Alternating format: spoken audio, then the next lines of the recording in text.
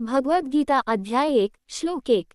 श्लोक की व्याख्या। ये श्लोक भगवद गीता की प्रारंभिक पंक्ति है, जहाँ राजा धृतराष्ट्र अपने सारथी और सलाहकार संजय को संबोधित करते हैं। इस श्लोक का प्रसंग महाभारत के महान युद्ध का है, जो कुरुक्षेत्र की युद्धभूमि पर होने वाला है। 1। कौन बोल रहा है? इस श्लोक के वक्ता हस्तिनापुर के अंधे शासक राजा धृतराष्ट्र हैं। वह कौरवों के पिता हैं और उनसे बहुत लगाव रखते हैं। उसका अंधापन प्रतीकात्मक है, न केवल शारीरिक बल्कि रूपकात्मक भी, क्योंकि वह सत्य को देखने में असमर्थ है और अपने बेटों के गलत कार्यों के बावजूद उनके प्रति पक्षपाती बना रहता है।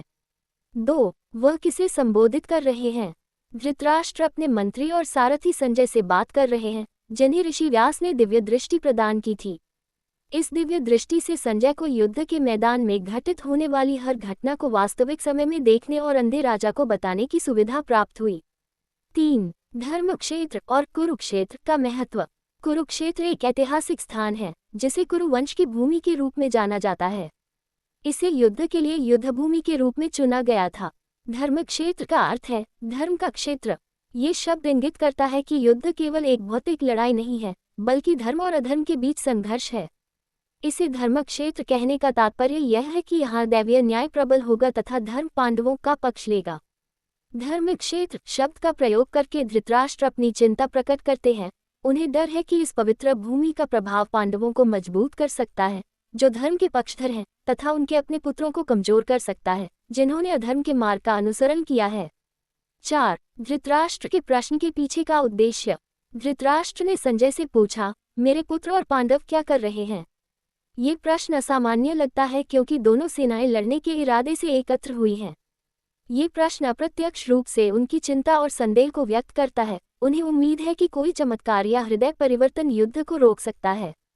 मामा का मेरे पुत्र और पांडु के पुत्र को अलग अलग कहकर धृतराष्ट्र अनजाने में अपना पक्षपात प्रदर्शित कर देते हैं। वह पांडवों को अपना परिवार नहीं मानता, भले ही वे भी कुरुवंश का हिस्सा हैं।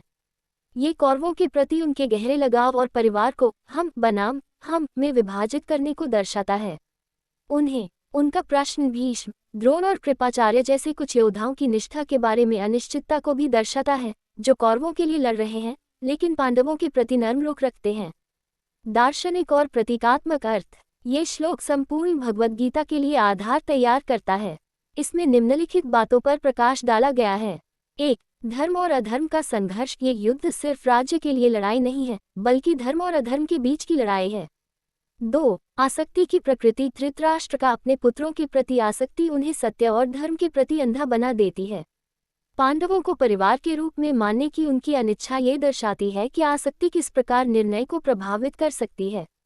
3. कर्म की अनिवार्यता। पांडव और कौरव अपने पिछले कर्मों के परिणामों के कारण एकत्रित हुए हैं।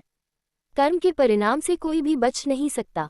निष्कर्ष। भगवद गीता का श्लोक एक कृष्ण और अर्जुन के बीच हुए महाकाव्य संवाद का सरल किंतु शक्तिशाली परिचय है। ये धृतराष्ट्र के गहरे भय, अपने पुत्रों के प्रति लगाव तथा दोनों पक्षों की अपरिहार्य नियति को दर्शाता है।